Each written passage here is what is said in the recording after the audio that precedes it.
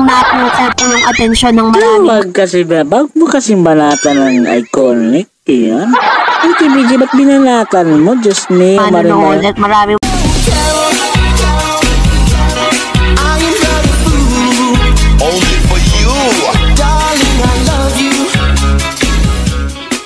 Hello, what's up YouTube? Ayun, magandang gabi po sa inyo dyan.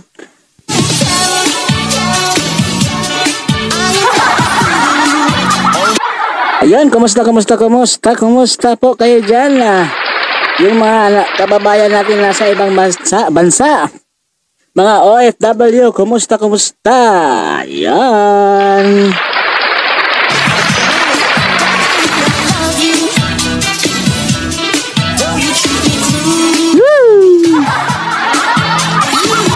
Yan, kung kayo bago sa ating channel, Road to 1K na po tayo guys. Baka naman. Ilan na lang ang kulang ata, mga 9 na lang, mag-1,000 na tayo. Yung mga naligaw sa ating channel or ano ba, pagka-subscribe ang ating channel, pasupport naman po. At sa mga bagong pasok, sana masubscribe nyo ang ating channel. Ayun, pasubscribe, palike, pa-comment na lang kahit konti. Ayun, pa-notify tayo sa ating notification bell para ma-update kayo sa ating mga latest upload. Yan. Landi mo, boy. Landi mong sumayaw. Ang sagwa. Yun, ang video na to ay hatid natin kay Artist Life Updates. Ayan.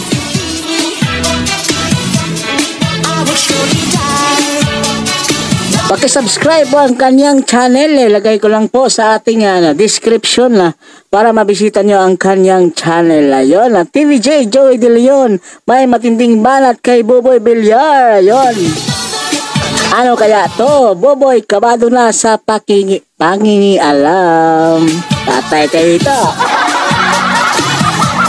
Ito yung last na, yung bago ko lang in-upload na may post siya sa online, sa social media. Ito, binura na daw niya. Kabado, takot siguro. Ay, Diyos mio. Bakit ka kasi nag-post ng ganyan? Takot ka pala So guys, tara. Wala lang patumpik-tumpik pa. Silipin na to ang video na to. Ayan. Hello mga ka-legit Davar Cards! Isa na naman pong bagong issue ang nagkalat ngayon sa social media kung saan itong si Boboy, umaalagwa na rin may mga statement po siya na binalikan Post nga, takot pala siya ng netizen dahil sa kanyang statement na ito. Patungkol nga ba ito kay JDL? Ang lahat ayan. But before that, if you haven't subscribed yet to my YouTube channel, please don't forget to like, share, and subscribe at hit mo na rin ang notification bell for more showbiz updates. And of course, bago nga tayo magsimula sa ating mga updates ngayong araw, nais ko po muna magpasalamat sa lahat po ng mga legit viewers, legit subscribers po natin at ang mga legit Davar Cards na lagi pong nag-aabang at nakaantabay sa mga videos natin. Maraming salamat po sa inyong pagsubaybay. Thank you. At of course, kung hindi ka pa nakasubscribe, mag-subscribe ka na. Libre lang naman yan Mag-subscribe ka lang, i-click mo lang yung subscribe button and yung bell para ikaw ang unang-una makakapanood sa mga videos natin. So ngayong araw nga, pinag-uusapan po online kung hindi natin alam kung ano po ba masok sa kokote nitong si Boboy dahil meron po siyang pinost sa kanyang Facebook at sinabi niya po yung itong kataga na piliin mong maging better kaysa bitter. Sa pool ka ngayon. Kabado. Bakit kasi? Sabi ka, huwag kami, boy. Kasabay nga po ng mga pagpaparinig at nagbibigay ng opinion nitong si Master Henyo Joey De Leon sa kanyang Instagram. Sunod-sunod kasi yun talagang napuko po yung atensyon ng marami. Wag mo kasi banatan ng iconic. Iyan. Ang TVJ, ba't binanatan mo? Diyos me, Manonood at maraming mga followers ng EAT, lahat ng mga legit Dover Cats at lahat ng mga chismosa sa buong mundo dito sa Pilipinas, pinaghihinalaan po nila na yung mga sinasabi ni Master Henyo. Mayas guys, sorry. Kung ang vitamins ay Ay patungkol nga dito po sa Di bali na ang bumanat yung TVJ isa ibang artista. Ito po si Master Henyo, once na nagsasalita po yan sa social media, Wasak. hindi naman talaga niya directly na sinasabi yun dun sa tao.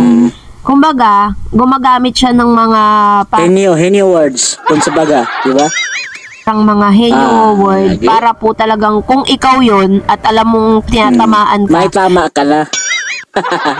Ang lupit niya si Henyo Joey De Leon. para sa'yo talaga yun. Pero sabi nga ng kasabihan, wag mo daw saluhin ang bala kung hindi naman para sa'yo. Ngayon, Wasak yun Saluin mo wala. Doon ka sa cemetery bigla na lang po, ito pong si Buboy, hindi natin alam bakit bigla na lang siyang nag-post at pinag-usapan po siya sa namdamin. Sa dami ng basyo. Kala niya makakalusot siya. Diyos ni Marimar. News Online. Ito po yung isa sa mga na isulat patungkol sa kanya na si Buboy daw di umano'y nagbahagi ng mensahe na piliing maging better kesa maging bitter. May unang upload ako tungkol din dito. Pero yung ito yung pag-upload niya ng sa online, sa social media. Ito, binura na niya. Itong video na to, about sa pagbura niya sa post niya. Nakabahan. Sabi yan, si Buboy Villar, isa sa po siya sa mga Eat Bulaga host ng GMA Network, recently shared a point message on his thread account and also posted on his Instagram story.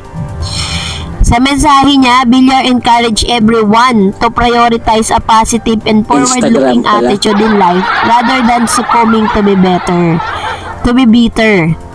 Despite the challenges, Buboy Villar continued to receive support from his fans. In his recent post, he reminded his followers to opt for a positive attitude in life. Ngayon, dahil po dun sa post na yun ni Buboy, pinaghihinalaan ng marami na ito daw di umano ay directly na sinasabi ni Buboy para kay Master Henyo Joey De Leon. Kasi nga diba sunod-sunod po. Bakit? Si Joey, si binila mo.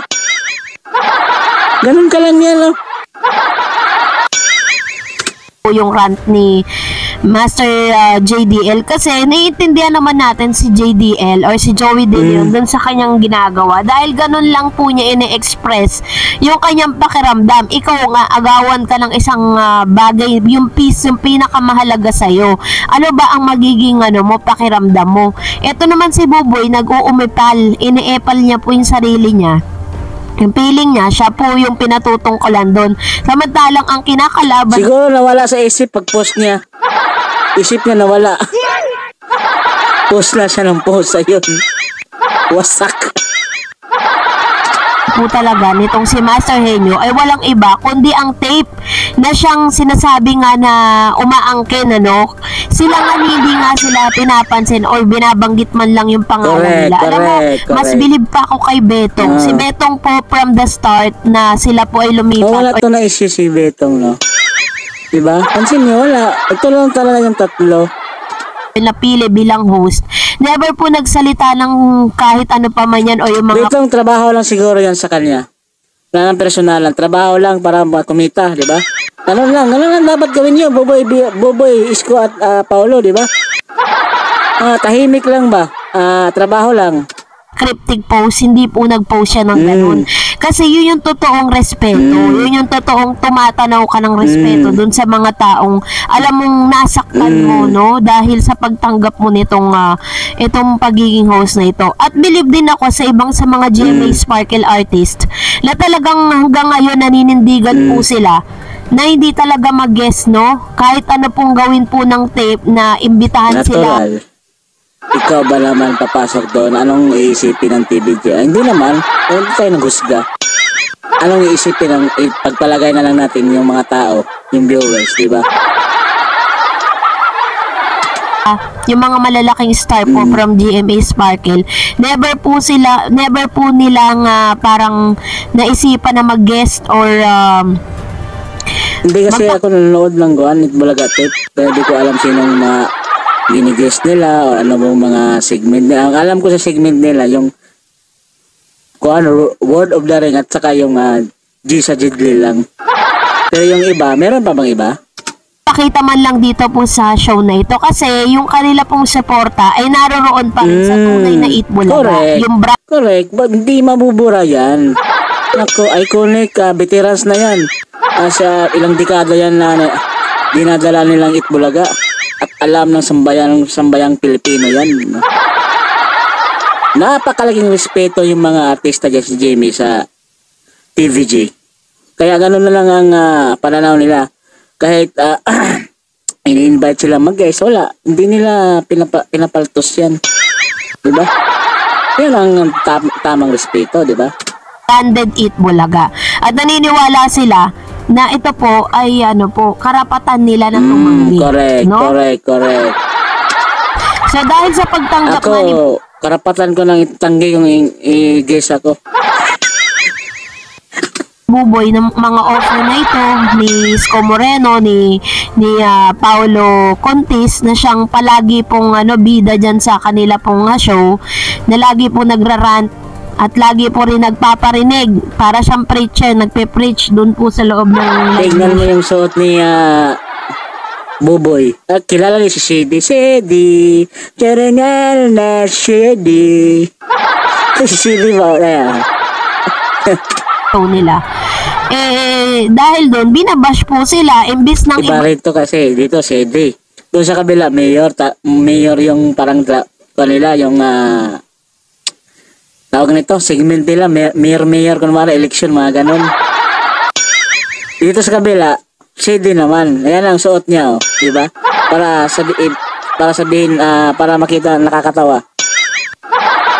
babash ng mga tao, ng mga legit Davar Cards, ang tape sa kanila na da-divert dahil parang pati sila nakikisawsaw sa issue.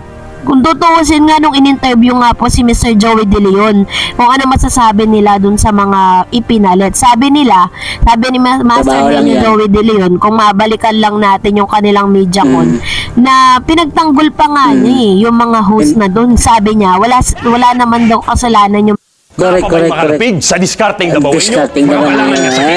Ads. Paspas parana. Rexidol. mga host na kinuha dahil syempre trabaho yun eh. Correct. Tama, trabaho lang. Yan ang personalan. Kasi sayang naman din yung offer siguro. Malaki siguro, di ba? Ano lang yan. Ng paliwanag ni Paolo, di ba? Sabi niya pa, Pero si Paolo, iba naman si Paolo. Di ba? Ni Joey De Leon. At nag-message pa po siya kay Bossing Vic through Pauline Luna. Tapos kay Master Henyo Joey De Leon, nag-message din siya. Yun nga lang, hindi talaga siya sinagot. Dahil hindi naman alam ng JDL o ng TBJ kung anong isasagot sa kanya. Diba? So, ano ini-expect mo? Sasabihin sa'yo, sige, okay lang yan. Diba? Kung kayo po yung nasa kalagayan ng TBJ, ganoon din na mararamdaman ninyo. Kaya naman tignan nyo po, kahit sana hindi ka na lang pumasok, Paolo. Hindi mo na lang pinaltos yan. Lagwa, kahit ano pong sabihin nila, kay Mayor Jose Manalo pa lang, hindi na talaga sila Kaob kayo kay Mayor Jose Manalo. Oh, grabe na pag-boom sa Mayor Jose. Ang lupit talaga ba? Kanina yung segment nila sa Bataan sila. Medyo na lumayo-layo na sila, di ba? Napanood niyo yung kuan kanina, Sugod Bahay, nasa Bataan. Ang lupit ka lang kuan intro ganun na sa fish pa, no? Ganda. Nakakatawa. umuubra. Taob na sila. How much more kapag pinagsama-sama po lahat ng legit lover cards. Super taob. Wala talaga. So, dahil dyan, magre-react naman tayo sa ilan sa mga komento po ninyo. Patungkol po sa last update po natin, magbabasa tayo at magre-react tayo. No? Ito po yung ating mga reaksyon. Silpon. Ng komento mula kay user TC8CV4VI7S. Hindi pa mubuli yan, natural reaction ng isang creator tapos kunin sa kanya ng ganun-ganun lang. Ikaw sa'yo gawin nyo, matutuwa ka ba? Correct, hindi matutuwa eh. Matagal na nila dala-dala yan tapos bigla lang nagkaganyan. Sakit din yan sa kanila, di ba? Talagang hanggang kamatayan paglaban yung pangalan na yan. Ito yung sinasabi ko sa inyo. Na normal lang po na maramdaman ni Master Henyo Joey De Leon yung ganong bagay dahil siya po ang creator nun eh. Kayo po yung creator pero parang pinamumukha pa sa inyo ng mga taong nandun. Iwan ko bakit yung taong ito yung mga halusos pilit nila inaangkin yung pangalan na yan. Oo, totoo. Bakit? Seryoso. Alam nila yan na hindi sila ang gumawa ang pangalan na yan. Bakit ganun ang ginagawa nila, no? Napakatindi talaga. Iwan ko ba? Bakit maganyan sila? Pinaghirapan yan eh. Tapos ganun-ganun na lang mangyayari. Kaya ganito yung mga gusto nilang mangyari. Talagang hindi nila pipigilan hanggang saan man mapunta ang kaso. Lalabanan nila yan para makuha lang yung trademark na Itbulaga. 'Di ba? Na parang kayo pa yun ang agaw, kayo pa yung walang karapatan, 'di ba? Kahit naman sino magpupuyos ang damdamin kapag ganun. And of course, sabi naman po ni Lipster Fernandez, Pepsi okay lang 'yan, wag lang magbenta ng hindi sayo. Mas mahirap yung binibenta mo hindi sayo. Sabi rin na comment. True, kasi nga 'di ba binenta niya po nung siya po ay mayor, tong si Isko Moreno, nung mayor pa po siya ng Maynila, abay, binenta niya po yung Divisoria. Nalaman na lang po ng mga taga-Tondo. Yes, correct yan. Alam natin yan, yung election na yun. Grabe yung issue na yan eh. Trending na trending. Kaya ayun, kulilat sa election. Nabenta niya na yan nung natapos na yung term niya. Pinadahilan niya dahil kailangan niyang gawin yun para pumapaganda niya ang Divisoria. Which is, ang dami na pong mga politicians ang nagdaan. Wala. Nang hindi naman siya lang nagbalak gumawa sa ilang mayor na dumaan dyan, di ba? po ginagawa yun, pero siya ginawa Kahit niya. hindi naman tayo taga Maynila, ay alam natin, bigla tayo na boom sa pangyayari, di ba? Yung Divisoria, sa pangalan Divisoria, alam natin yan. Kahit kami, taga dito, hindi taga Manila, bigla kaming nagulat. Sa katagal-tagal naman, biglang nabenta, di ba? Tayo, nag-iisip ng hindi maganda. Kasi bakit? Sa katagal-tagal, bigla lang nangyari yan, bininta. May isipin tayo na hindi maganda, di ba? Election pa. Election yun eh. Nagalit po tuloy ang maraming mga Papasok yun ng election. taga-Tondo dahil po dun sa ginawa niya, no? Maraming mga nawala ng hanap buhay. Yes, correct. Sabi ni Boy Sias, Yorme, inom ka Pepsi sa Divisoria, pagbili mo pati Manila City Hall. Baka gusto mo pagbili mo na rin. Alam mo, pagkatapos mong mabalitaan po yun, Davercats boy, marami pong ganyan din ang sinasabi, baka mga balitaan natin na benta na rin ng Manila City Hall. But anyway, maraming salamat po sa inyong mga komento. Please mag-comment lang kayo sa comment section natin. Ano man ang nais niyong sabihin. At kung hindi pa po kayo nakasubscribe sa channel Hanggang na dito ito, na lang guys. Ayun, natapos na rin ang ating reaction video. Ayun. Hatid natin kaya Artista Life Update. Yun. Road to 1K na po tayo guys. Baka naman, kunti na lang talaga. Kunti na Jude. Kung kayo pala ay bago sa ating channel, pa-like, comment, subscribe tayo at pa-click rin sa ating notification bell para ma-update kayo sa mga bago nating ina-upload. Ayun, may isa na namang reaction video ang ating nakuha, ating napanood at napakinggan. Sana may nakuha kayong informasyon. Huwag tayong judgmental. So guys, ingat po at God bless po sa inyo. Stay safe kung saan man kayo naroon. Bye-bye.